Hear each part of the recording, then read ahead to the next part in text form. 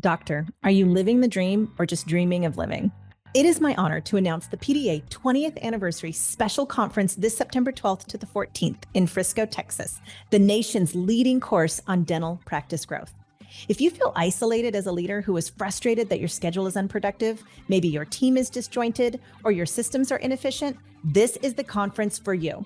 The PDA 20th Anniversary Conference has all new features, including keynote speaker Emmitt Smith, who is a Pro Football Hall of Fame running back and entrepreneur. You can choose your own educational track to customize your learning experience. Go to www.productivedentist.com and click the pop-up, or select Productive Dentist Academy Conference under the Dental CE and Events tab. That's www.productivedentist.com. Seating is limited. Register today, and we look forward to helping you make your dreams become reality. People say, oh my gosh, I can't afford to do 8%. Well, you're writing off, your PPO write-offs are probably a lot more than that. And that is actually marketing. Hello, everyone. This is Dr. Bruce B. Baird, and you're listening to the Productive Dentist Podcast. In this podcast, I will give you everything that I've learned over the last 40 years in dentistry, working with thousands of dentists. I'll tell you, it's not that my way is the only way. It's just one that has worked extremely well for me, and I'd love to share that with you so you too can enjoy the choices and lifestyle that productivity allows. More time for things you love, increased pay, better team relationships, and lowered stress. Let's get into it with this week's episode of the Productive Dentist Podcast.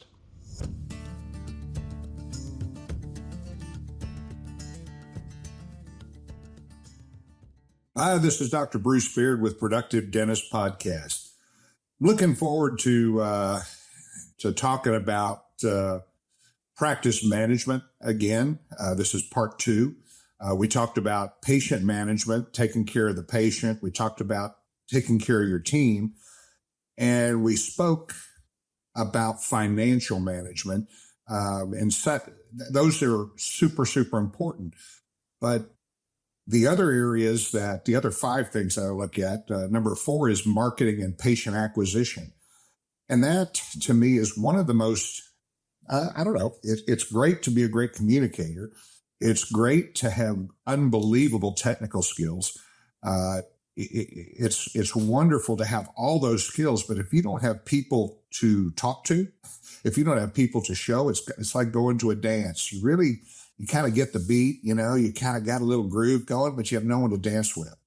And that's got to be pretty frustrating. And I've seen this over the years. People will go to Coyce, or they'll go to Spear or LVI, or, you name it, Panky. And they have all this skill, but they haven't learned how to, and they may even be a good communicator, but they just literally don't know how to get people in the door.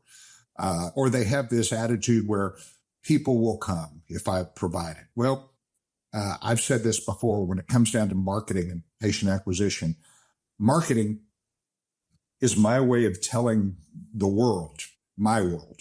And my world is anybody that I'm reaching through my marketing.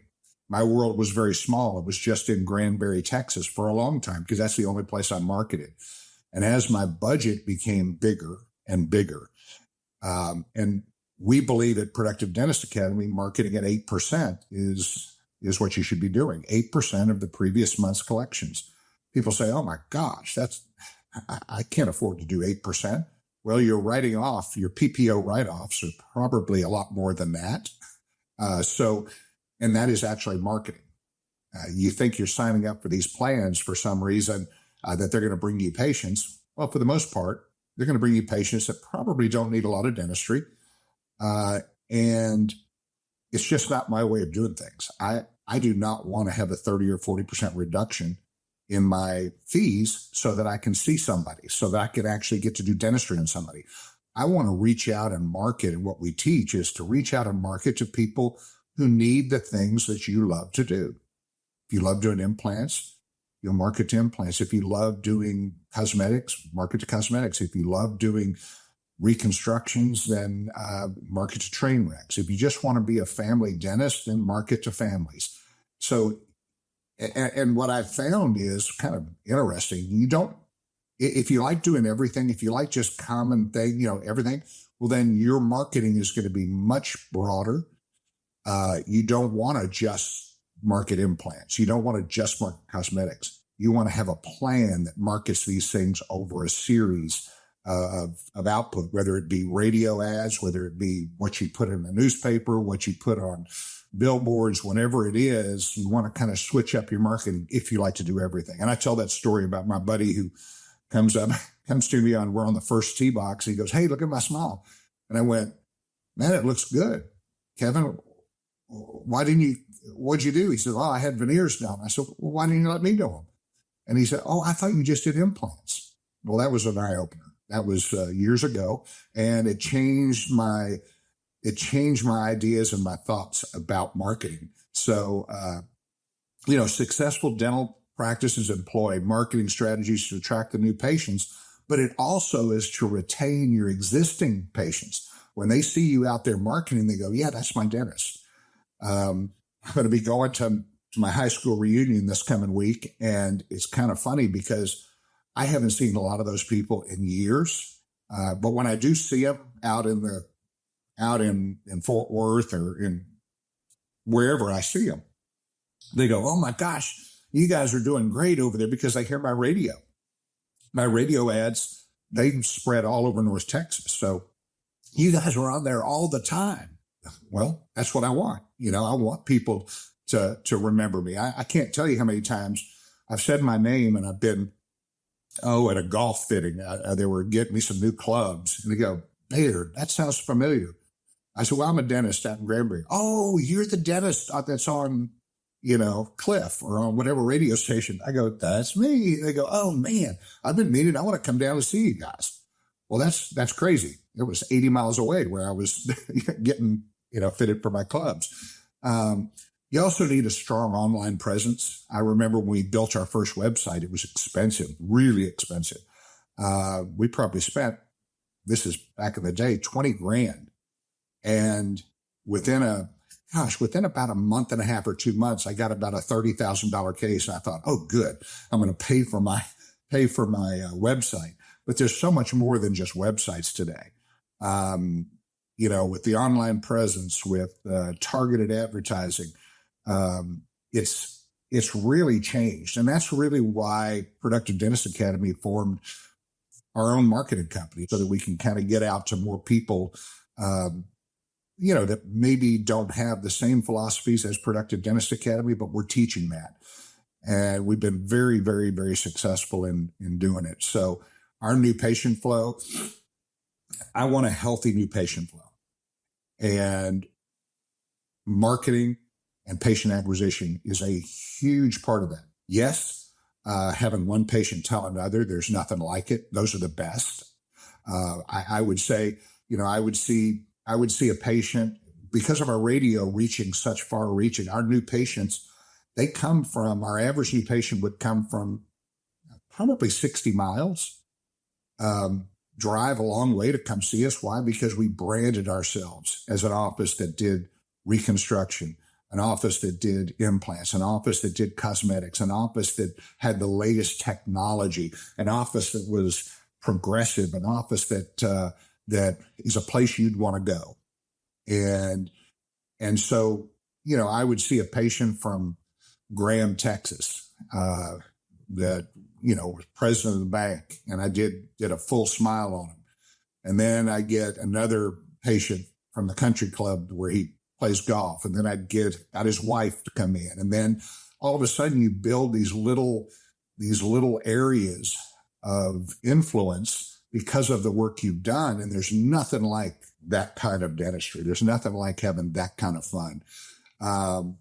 And so those are things, but marketing is critical. I know some people out there, "Well, I just want it to be word of mouth." Well, I'd be a little bit pissed off if I had a brand new treatment that I didn't know about for my daughter, one of my girls, that would help them from a medical standpoint or whatever. And they had some rare condition and there was some new treatment available and nobody educated me. I looked around the country for somebody that did it. And then I find out at a cocktail party that this guy actually has the technology to help me right here in my town, I would want to punch him in the nose, because I'm sitting there going, look, I've been looking all over the country for you, and you're right here. You need to communicate that to the community, what it is you do. The days of no advertising, I'm a professional, those days are hopefully gone, because I use marketing as education. I don't do 2-for-1 happy hours. We don't do the blue light special. We don't have come on in and get 3-for-1 cleanings. We're talking educating on what an amazing practice that we have developed. And I want to share that with the world. And that, I don't mind spending 8%. When I was doing $50,000 a month, we were spending 8%. When we were doing $100,000 a month, our marketing budget went to $8,000. When we were doing $200,000, it went to $16,000. When we were doing $300,000, it went to $24,000. When we were doing $400,000, you get the picture. So really important, big deal. And I hope that makes sense to you. What about compliance and risk management? Dental practices must adhere to various legal regulatory requirements. Every state has their own requirements. So know what's going on in your own state. All the stuff about HIPAA, practice privacy and confidentiality. We have a HIPAA compliance person in our office. That's super important. What's really become crazy lately is our infection control protocols. It's not good enough just to wrap and cover things. I mean, now you're spraying, you've got ionizers in the room, you've got all kinds of things since COVID to try to help and let the patients know. Our team would clean the room, and then while the patient is sitting there, they would put the little wraps on the handles, and they would do a lot of that stuff while the patient's watching. I want them to know our infection control protocols are second to none. Also, documentation. You got to document everything that you're doing. And staying updated on your continuing education requirements in your community. Again, super important. I've just heard recently that in Texas, and I've said this for years, if hygienists in Texas could give injections, I would just hire a hygienist just to do injections. I mean, I would pay somebody that kind of money, because I don't want to do it. And I think it'll be good. So I believe that just passed in the Texas legislature. So we're hopeful that comes to fruition. Implementing all these risk management strategies, it helps you mitigate potential legal and professional risk. I just believe when it starts talking about risk, is take care of the patients like they were your family. I don't have a problem if something hasn't worked and it's not a good deal. The tooth failed for one reason or another.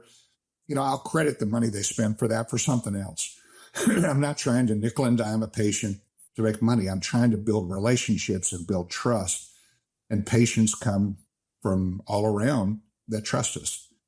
They know us as the most expensive dental practice in town and the best, the one with the most technology, the one with the best communication, the best communication skills. So those are the things, we talked about them over the last two podcasts, patient management, taking great care of the patients, team management, training, financial management, making sure you're tracking your revenue and your expenses.